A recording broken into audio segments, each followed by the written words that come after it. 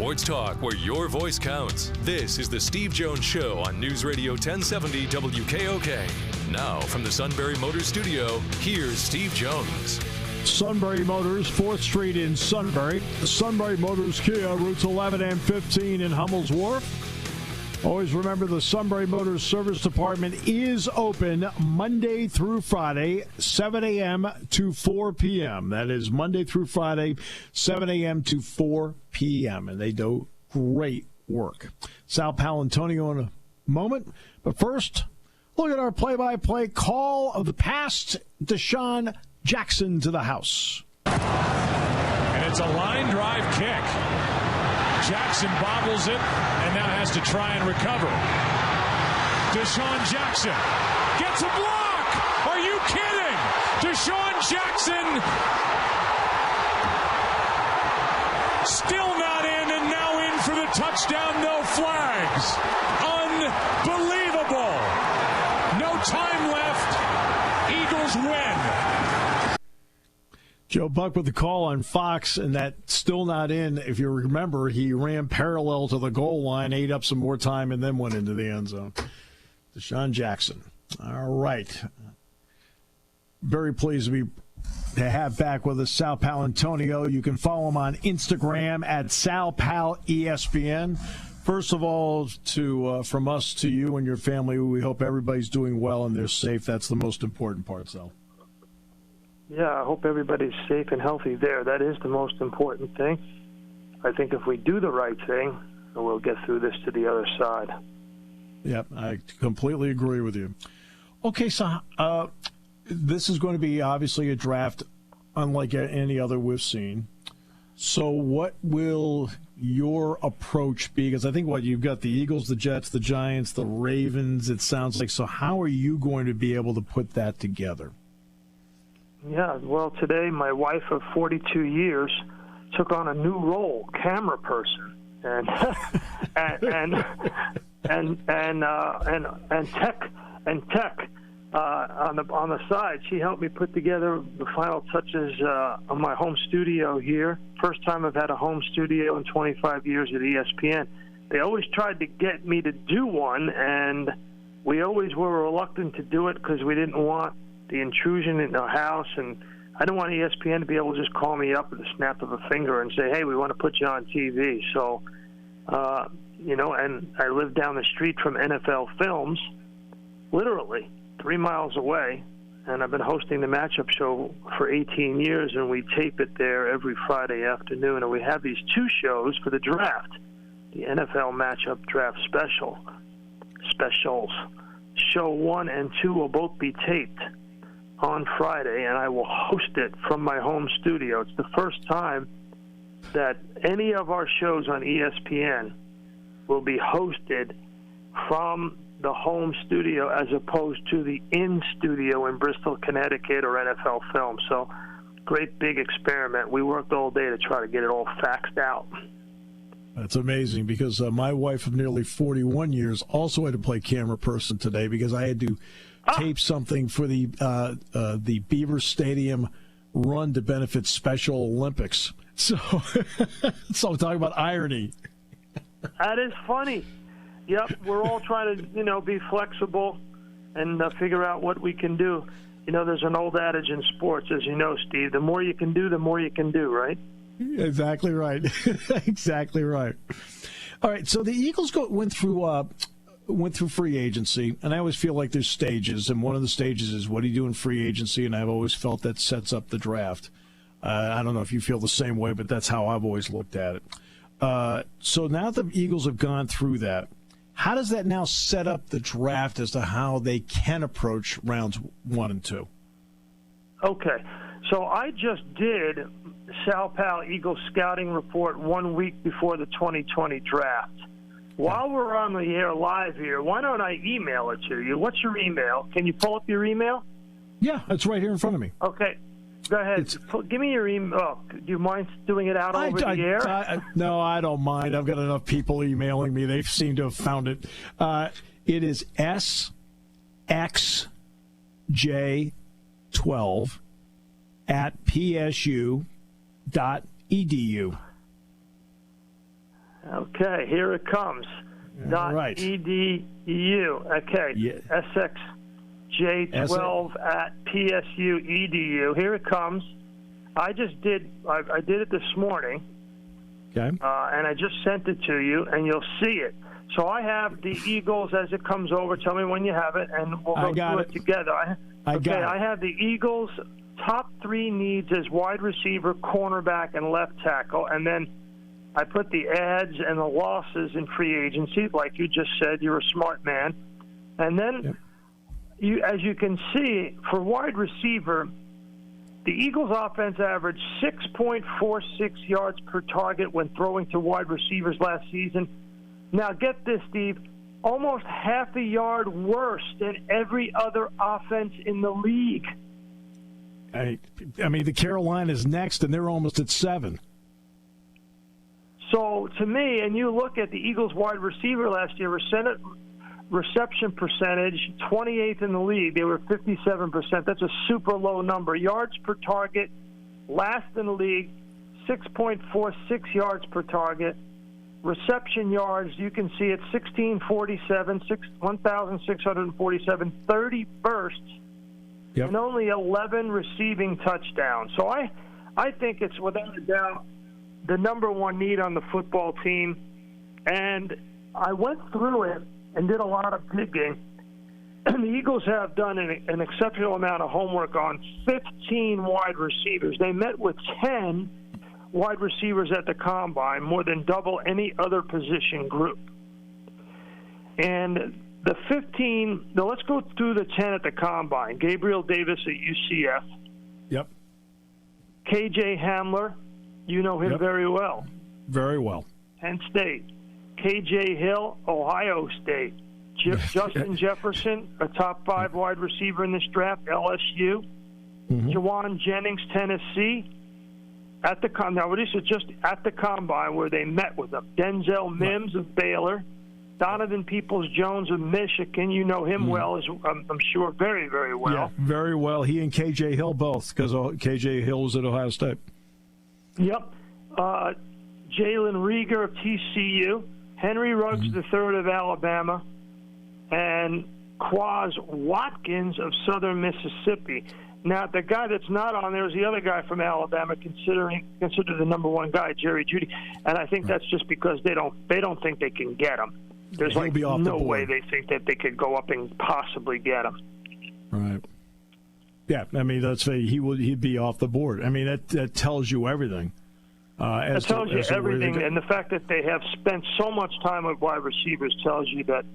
Now, what's interesting to me, Steve, is the position group that got the second most attention was not corner. It was edge rusher. 9 guys.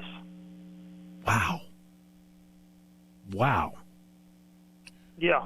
I mean, now obviously edge rusher has become a premium, but what's interesting is it seems on paper that this is a deep wide receiver draft, that you can get a pretty good guy in rounds 2 and 3, but edge rusher, it seems a little more limited in this draft.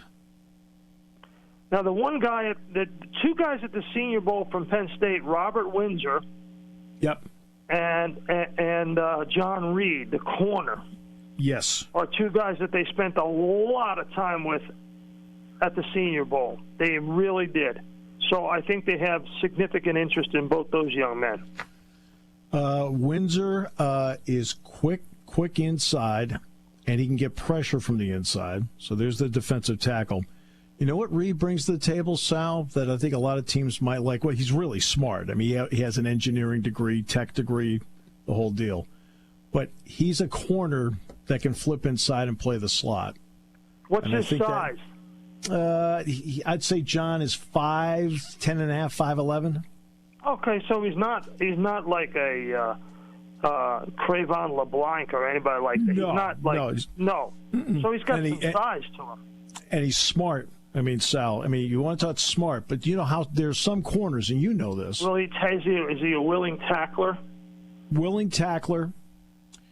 Good sense for the ball. He's a guy that they could clearly look at. Clearly. Yeah. And when you look at the Eagles' defense last year, They allowed 17 receiving touchdowns to perimeter receivers, most in the NFL.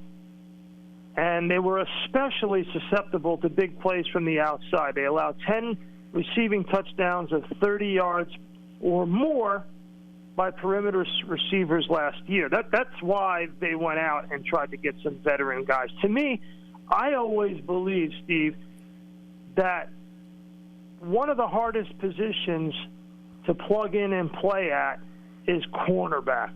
Oh, because yes. you may have talent, but you have to really know how to play the position.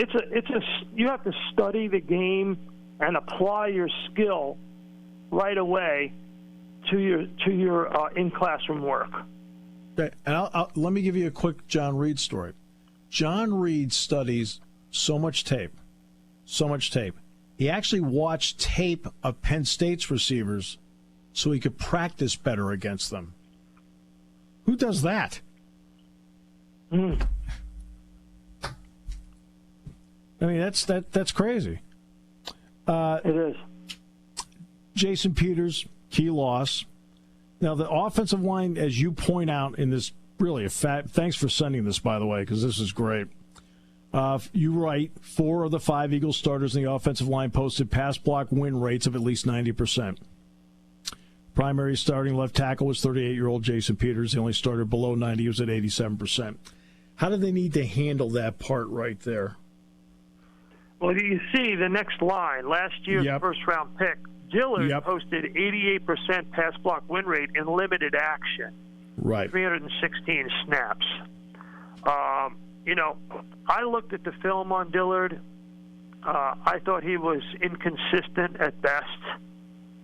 I don't know. I have my doubts that he's an every down left tackle, Steve. I really do. I know you have to look at the Giants, Jets, and Ravens as well as part of this. Any quick thumbnail on those 3 that intrigue you? Well, I know a lot of prognosticators have the Giants taking an offensive tackle. That's the Dave Gettleman way. He wants guys who are going to bolster the offensive and defensive lines, especially helping Saquon Barkley and Daniel Jones. Yep. But if I'm Gettleman, I think wide receiver is a major need for the New York Giants. I think the Giants have got to get in the end zone. They need players who can get in the end zone. And Joe Judge came out of an offensive system in New England where the ball came out so quickly because by design and because the quarterback wanted to get rid of the ball. He didn't want to get hit. Right. Talking about Tom Brady. Yeah. See, I think that if they design the offense differently, where Jones has more options and get the ball out of his hands more quickly, the offense will be better. The offensive linemen will play better as a result. I think you're going to see that in Tampa right away. Tampa had a poor offensive line last year, but I think because Brady's going to get the ball out more quickly, they'll be better. And if I were the Giants, I would consider taking wide receiver where they are. And I can see what you're talking about because it opens everything up. Because Jack Ham and I on the Penn State football broadcast talk about this all the time. You see a lot of teams in college go to the spread. Well, we both feel that one of the reasons is it takes many times the offensive line out of the mix. And what you're talking about is exactly that with the Giants. I think it's true, too, for Sam Darnold and the Jets. Yeah, I know I Joe do too. Douglas is also looking at offensive linemen at 11. But to me, the way for you to get these young quarterbacks, Darnold and Jones, to get rid of the ball more quickly is to have more confidence in who they're throwing it to. Guys will be open. Guys are going to catch the ball. I'm going to get rid of it more quickly. And that's going to make the offensive line play better. Timing and rhythm on offense will be better. When you have guys open, then you got to cover them. You got to double team them. And that's going to allow Saquon Barkley and Le'Veon Bell to run the ball with more production, hand in hand. I think right now the reason why teams are stacking the box on Barkley and stacking the box on Bell is because there's no home run threat. There's no There's no timing and rhythm threat in the passing game. And so they can tee off on the O-line. You are so right on both counts. Ravens, obviously a little different style than some people. They've also done well in the draft over the years. When you look at Baltimore, which is going to be one of the other primary focuses that you'll have next week, what are some of the thoughts there? Well, to me, the Ravens blew it last year against Tennessee, and they also were unlucky. Mark Ingram II was hurt. He was limited in action against Tennessee. They decided they completely gave up the run game because of it. They had Lamar Jackson throw it 59 times. I think they got to get younger, faster, and stronger in the running game. Yeah. They ran the ball more than any other team last year. You're going to continue to run it. Your quarterback is the most lethal running threat in the history of the game at quarterback position. Give him some depth. Give him some electricity at the running back position. And I would take one of the top backs in this draft if I were the Baltimore Ravens. I know that they did that once before, and they took Ray Rice. Yep. And look where it got him. Yeah, it paid off for years for them. Yeah, and I'm not saying that Mark Ingram is not still a productive back, but when you needed him the most, he was not available. And that really torpedoed your ability to go to the AFC Championship game. No question. And if you're going to be in a position to play the style they want to play, you need more than one. You probably need three. And that's what we do on the NFL matchup draft specials. We don't do mock drafts, Steve. What we do is we take players and we try to see where they're going to fit the scheme, fit the tactics, the prevailing tactics and scheme of a football team and league-wide. Like right now, the league's playing option football at the quarterback position. I'm talking about the NFL. That's right. It's playing option football, you know. I mean, that was proven in the Super Bowl.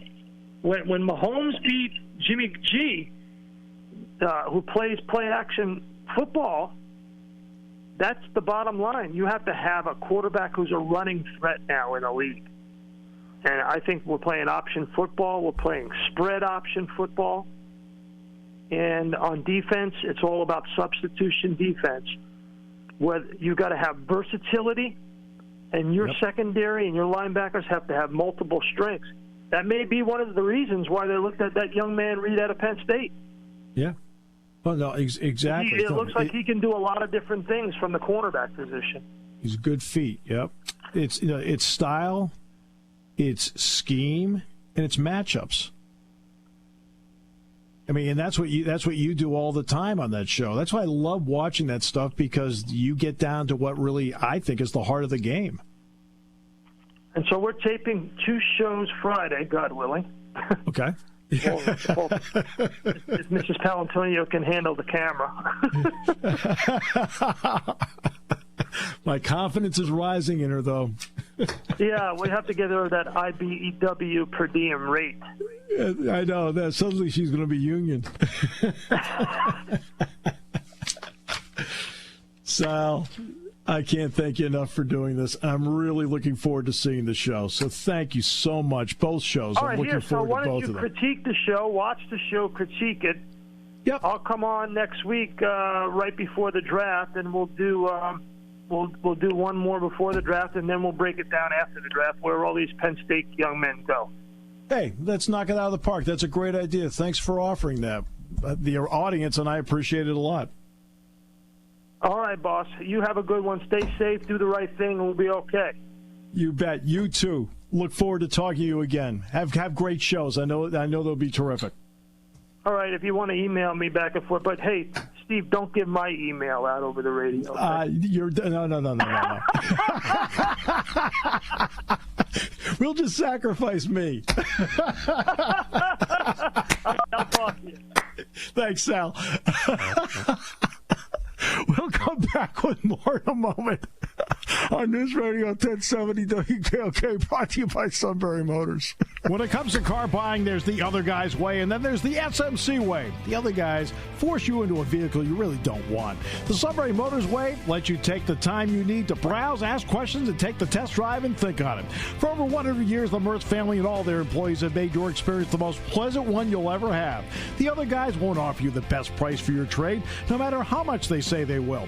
The SMC way is their promise to provide you with the most money the market shows your vehicle is worth.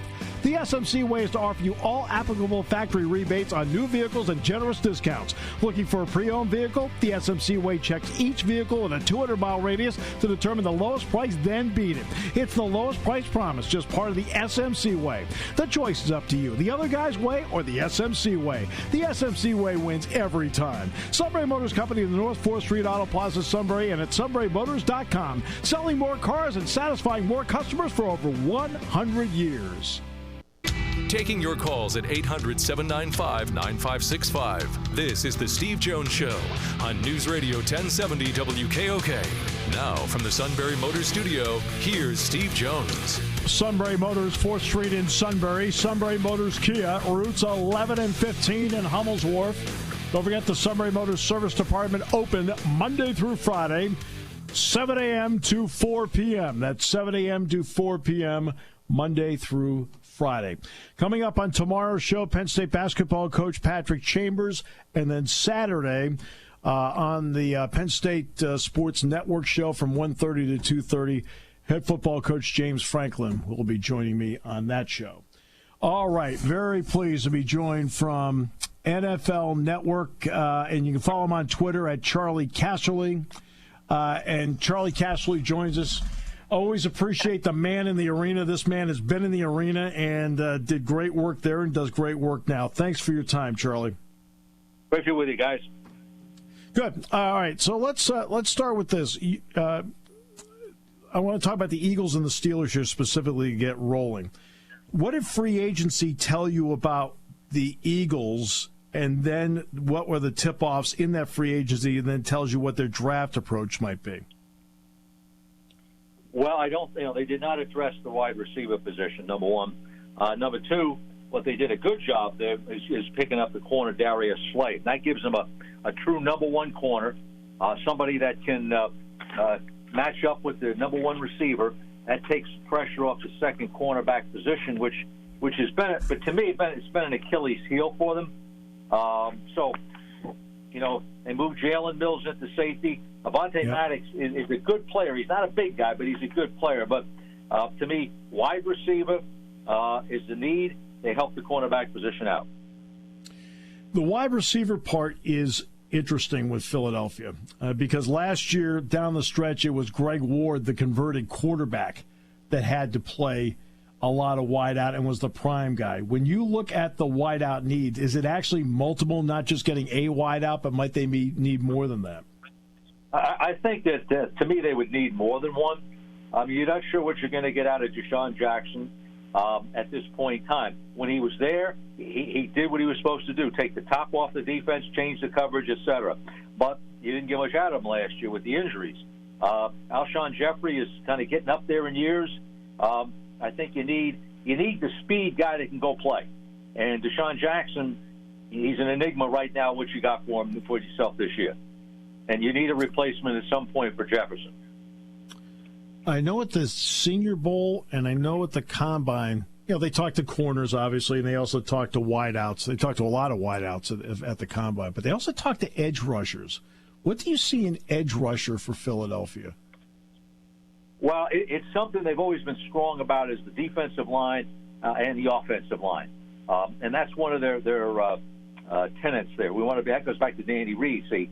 So don't dismiss them taking another edge rusher. Brandon Graham is getting up there a little bit.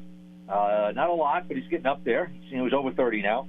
And then you've got Barnett, who I don't know that has quite hit his stride yet.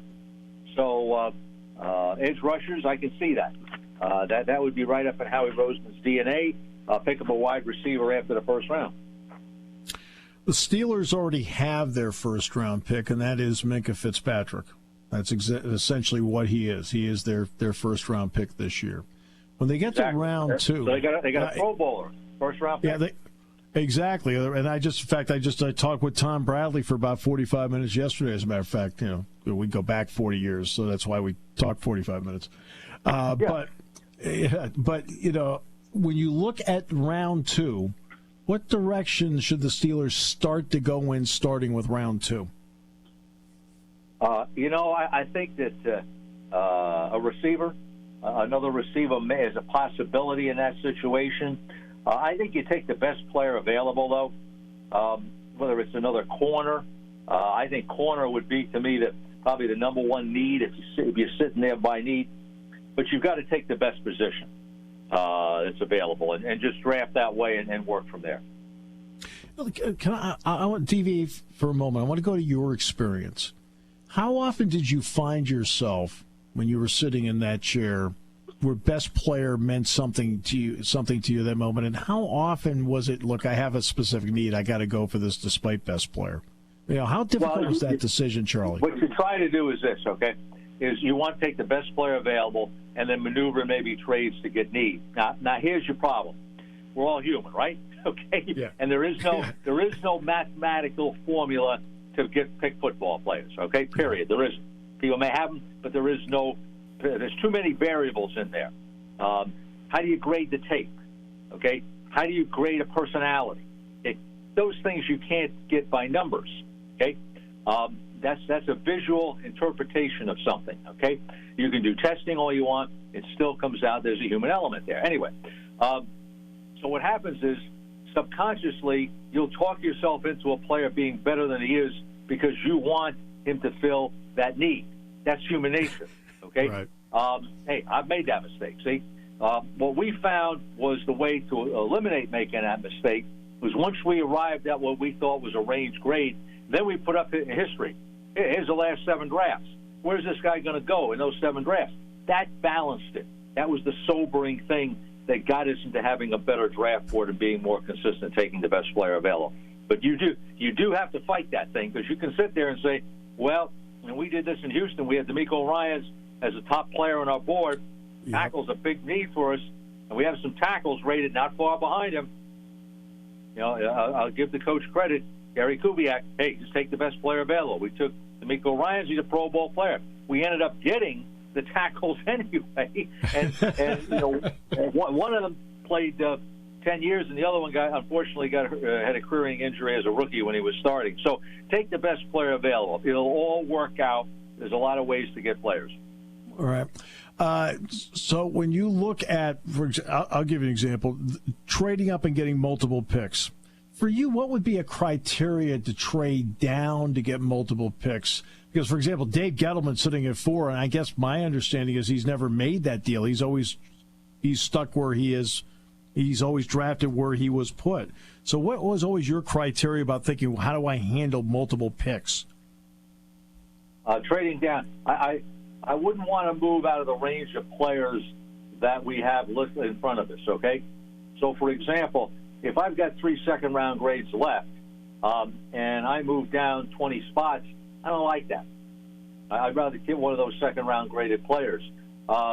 If we have a lot of players that are graded the same, okay. If we have nobody left in that round that we want, hey, let's move down and pick up picks. So it's kind of like if there are players there that you want within a certain range that you don't want to get out of. And if there are, then you can't get out of that range. Right. In round numbers, I know there are obviously going to be 32 first-round picks, but in reality in this draft, when you talk about recent drafts, to you, how many actual, quote, first-round picks are there in this draft? Well, I'm looking at my last mock draft, and I would say there's it's a round number here, probably on the high side 25, on the low side 20. Okay. Now, when I did this for real, which means for real is you know a lot more than you know now, okay? You have access to a lot more information. We averaged about 18 in a year. Okay. So. No, I think that gives the audience a good idea of what, like if there's, say, 18 that's pretty much a number that people can think about. And then you start thinking about guys that are like probably second-round, third-round picks in other years. The quarterbacks are obviously going to be one that's going to draw a lot of interest, all right? And it's going to start right out of the gate. How do you look at those? I guess I'll throw Love in there as a fourth quarterback. How do you look at those four, Burrow, Tua, Herbert, and then Love? Well, I've got Burrow one, clearly.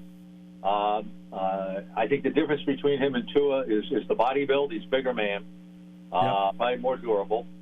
Two, a little bit more consistent on accuracy and decision-making. Tua, discount the injury. I think he's a top five pick in any year. Again, there's a little bit of, how do I want to say there? I don't want to say gambling, but, the guy will make some throws there, and you go, I'm not sure he should have made that one, or he'll miss that one. So he's got a little bit of that in him. But again, I think he's a top five pick in any draft. I surveyed coaches that played these people in college, and the survey was 50-50 as to which one you take.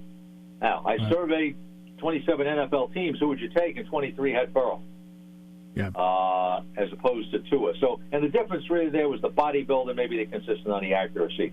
I then go Herbert and Love 3 and 4. Herbert and Love 3 and 4. Okay.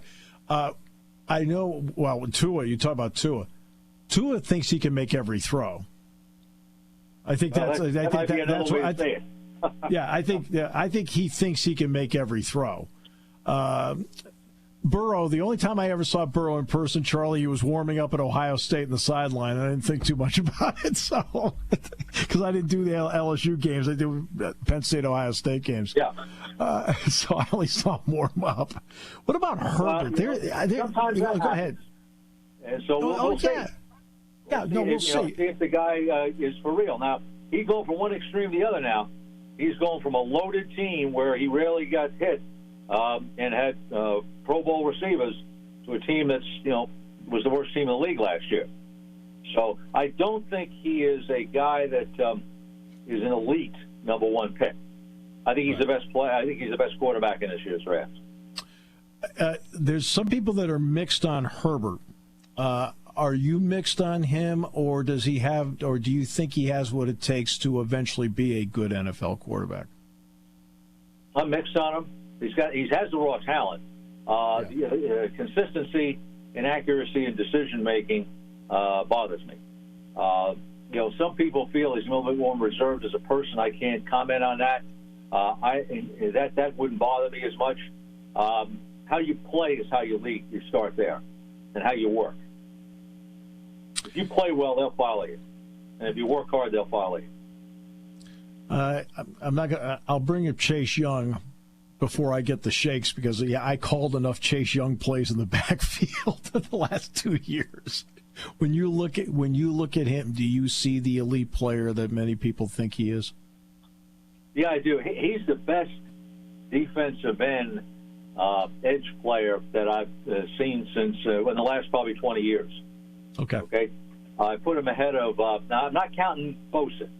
I'm not counting Nick Bosa, because he played 3 games. I can't make a decision on a guy who played 3 games versus guys who played a lot more than that. So, right. And you got to be careful not to think of Nick Bosa this year as opposed to Nick Bosa for 3 games. And I thought he was a top pick last year. Okay, so I'm taking him out of the equation. This guy's more consistent than Myles Garrett, more productive than Jadeveon Clowney, better durability, more athletic than Mario Williams, and more instinctive and productive than Julius Peppers, who was not the first pick in the draft. He was the second pick in the draft. Right. And that's kind of how I go back and just compare them. And I know in watching tape of Young and getting ready to broadcast a Penn State-Ohio State game, I noticed that he's got 2-3 counter moves to go with. He's not just a one-move guy. He's got 2 or 3 counter moves, and that's what impressed me about him. That showed me that he's not just a great athlete. He's smart about it. No, you don't find many guys who have counter moves coming out of college. When I thought he could beat you inside, he could beat you outside. He can set the runs and set the edge to stop the run. I think he's a complete player. When you look at the offensive line, Charlie, what are a couple guys that jump out right away that have the potential within a couple of years to help the team that does draft them? I think there's 4 guys to me that are number 1 picks. And you've got Jedrick Wills of Alabama, who played right tackle, but I think he has the athletic ability to play left tackle. 2, Tristan Wirfs, who played right tackle, better than Brandon Sheriff coming out. I think he can play right tackle or guard. Andrew Thomas is a left tackle. I think he's a starting left tackle in the league. He's from Georgia. And Micaiah Becton is the best player of the 4. But he may not go the best of the 4. But he is, to me, the best player, and he's a left tackle. What makes him, in your opinion, the best of the 4? Well, the guy's got extraordinary size. I think he's about 370 pounds, 6'7", something like that. Yeah. I don't have the stuff right in front of me, but he's got the feet of a much smaller man, and he's got power. So you don't find a guy that big with that kind of feet and that kind of power. One final question: give me a name of a guy that might fly under somebody's radar, but on your radar, you're saying team gets him's probably going to get a player, even though he may not be the marquee guy right out of the gate. Well, I'll give you a running back, Cam Akers of Florida State. Yeah, this guy's an explosive guy that you're not going to get not going to pick in the first round, and I think that he's a guy that can develop and make a difference. Charlie, it was an absolute pleasure. Thanks so much for the insight and just a great time talking with you. The audience got a lot out of it, and I enjoyed it. All right, great to be with you now. Thank you. Charlie Casserly of NFL Network. We will come back. Matt has been busy writing down draft picks, and the suit's been calling Vegas. As we continue, I'm still catching up on Sal Pal's notes. Should catch up on those notes. We gave you top quarterbacks, top underrated guys. We gave you top 4 linemen. We got Chase Young in there. I didn't even talk about Chase Young with Sal Pal. It's been quite an hour, huh? Absolutely. All right. Come back, wrap it up in a moment on News Radio 1070 WKOK.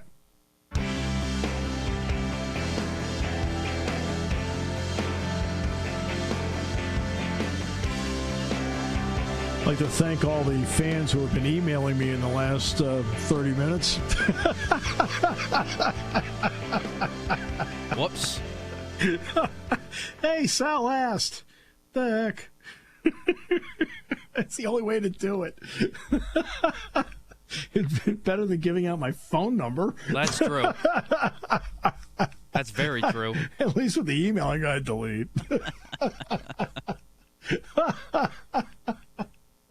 That was a funny segment. That was.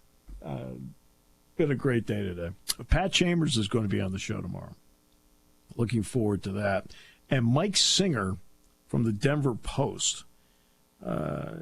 You want to see alumni go out and flourish.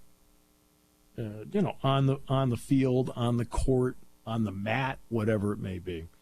But there's also a post-athletic life.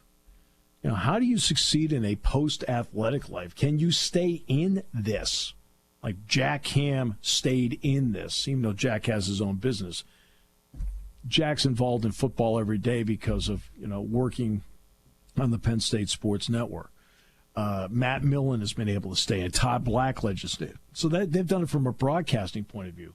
But from a front office point of view, Calvin Booth is an assistant general manager, and some say he's the leading candidate to be the GM in an organization that promotes from within. Well, we're going to talk to Mike Singer of the Denver Post about that tomorrow, along with Patrick. And we got a lot more football stuff coming up. Not a little, a lot. And so we'll have that to look forward to on tomorrow's show. It's great to hear from Terry Smith today. And great to hear from Sal Paolantonio. Great to hear from Charlie Casserly. We hope that you found it to be an informative hour. We're 8 days away from the NFL draft. I was interviewed. I was telling Matt, I was interviewed by 3 different outlets today about various topics. And, one of the questions was, how do I feel about, how strange is it to not be doing the blue-white game? And obviously, I've done a lot of blue-white games in my career.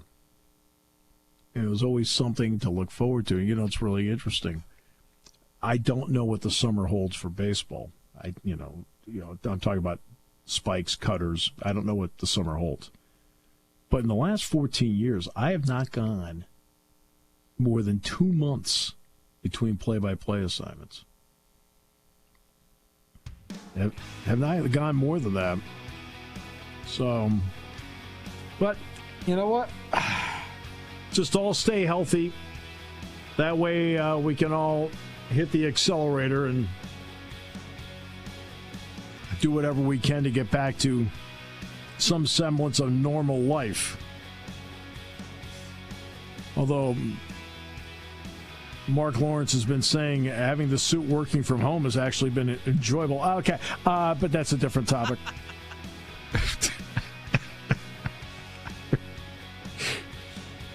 Okay. Today's show brought to you by Sunbury Motors, 4th Street in Sunbury. Sunbury Motors Kia, routes 11 and 15 in Hummel's Wharf. Sunbury Motors Service Department, which is outstanding. Open 7 a.m. to 4 p.m. Monday through Friday. Here on News Radio 1070 WKOK.